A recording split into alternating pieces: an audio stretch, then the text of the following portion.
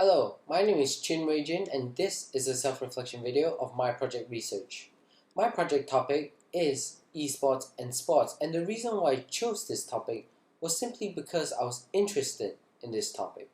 Now my two research objectives for this topic would be A, the benefits, and B, the drawbacks of esports as an official sport. In order to achieve my two research objectives, I had to go through tremendous amount of research. However, the research process was very tedious and very difficult. The first reason why the research process was difficult was because the sources contained biased opinions. They did not hold any valid statistics or evidence whatsoever. However, there were also some that, fortunately, contain very helpful statistics that I could have used and did use for my research. Another reason why the research process was difficult was mainly because a lot of the sources that I found did not hold a very discursive argument. It only held arguments for one side or the other, and therefore I had to look for more sources in order to balance out the positive and negative impacts. On the topic of sources, sourcing.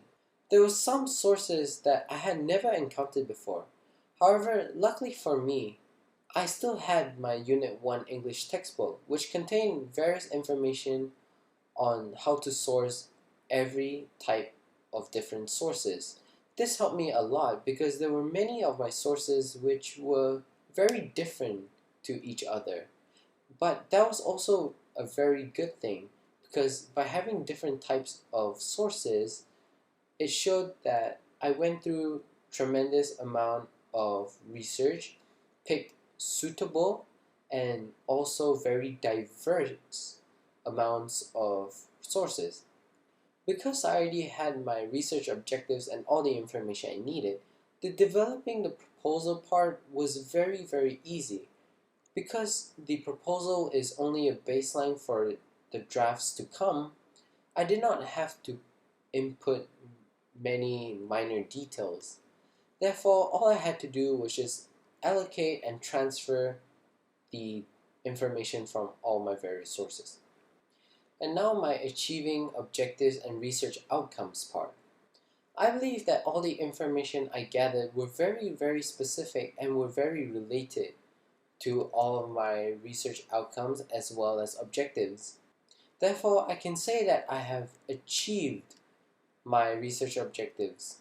However, I do not believe that I'm satisfied with one of the objectives, which was the drawbacks, because I had very few sources for the drawbacks in comparison to my benefits. For example, I had 13 sources, but almost all of it were allocated or were used to support my first main idea, which was my benefits, my first research outcome. Therefore, the writing process was also difficult for my second outcome because with less sources, it was very hard to synthesize and paraphrase and keep the plagiarism count low.